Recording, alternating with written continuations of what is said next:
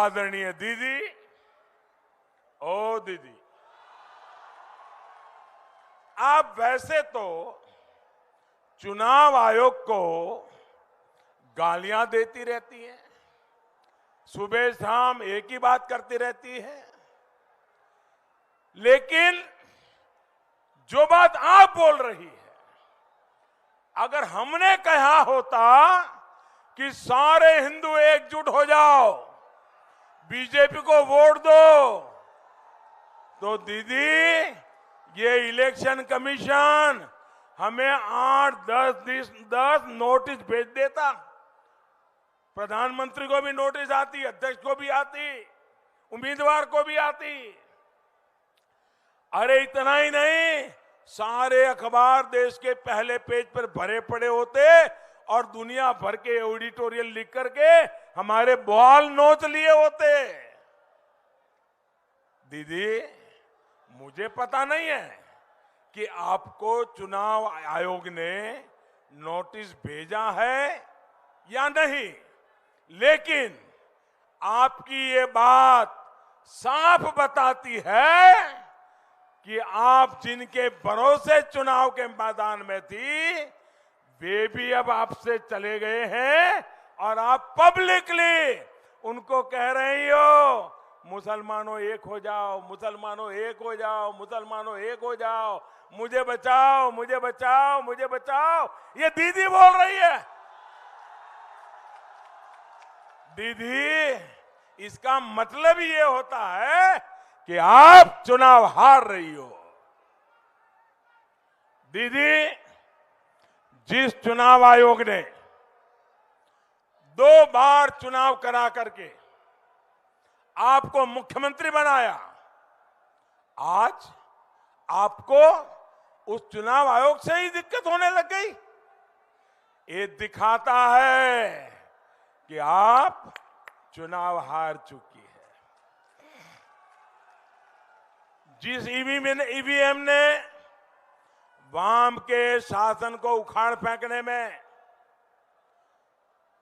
आपकी मदद की, बंगाल के नागरिकों की इच्छा का आदर ईवीएम मशीन खुद करता है। एक एक नागरिक की इच्छा ईवीएम में कैद होती है।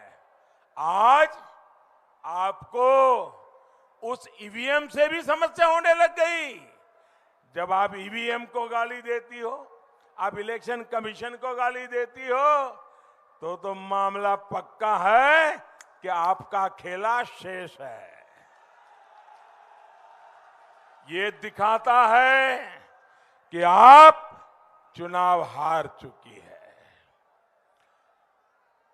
जिस केंद्रीय वाहिनी की मांग आप खुद करती थी, मांग करती थी कि केंद्रीय सुरक्षा बलों के हाथ में ही चुनाव होना चाहिए, दीदी आप आज उन पर गुस्सा कर रही हैं, उनको बदनाम करने के लिए भाषा बोल रही है, षड्यंत्र कर रही हो। ये दिखाता है कि आप चुनाव हार चुकी है। दीदी, आप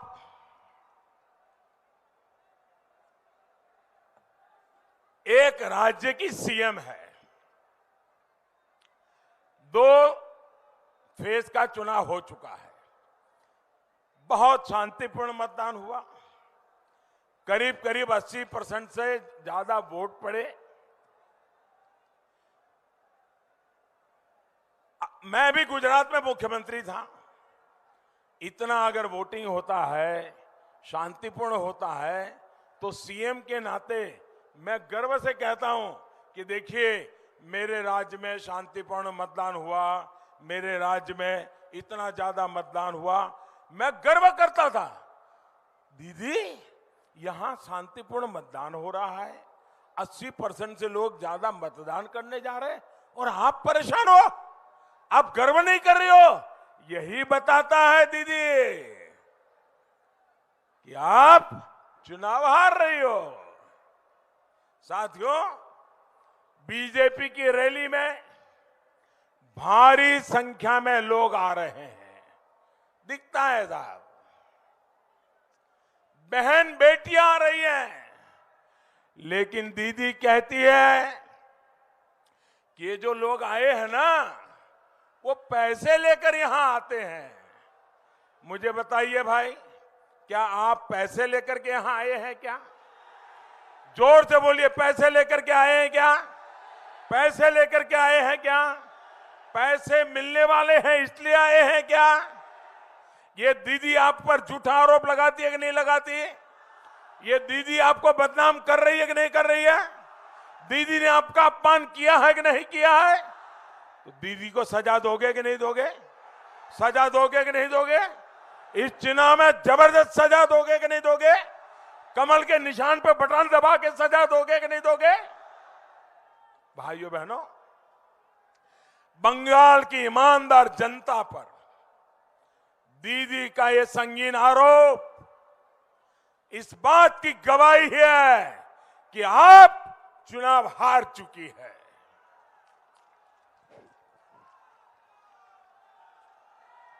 दीदी को तिलक लगाने वालों से दिक्कत है, भगवा वस्त्र धारण करने वालों से समस्या है। ये दिखाता है दीदी जमीन खिसक चुकी है, आपका हारना तय है दीदी। दीदी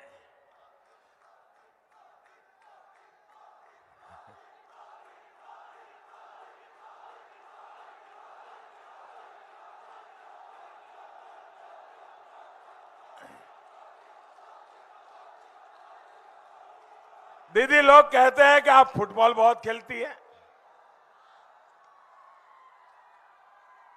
दीदी हमने सुना है फुटबॉल में एक होता है ओन गोल। आप चुनाव के मैदान में सेल्फ गोल कर चुकी है।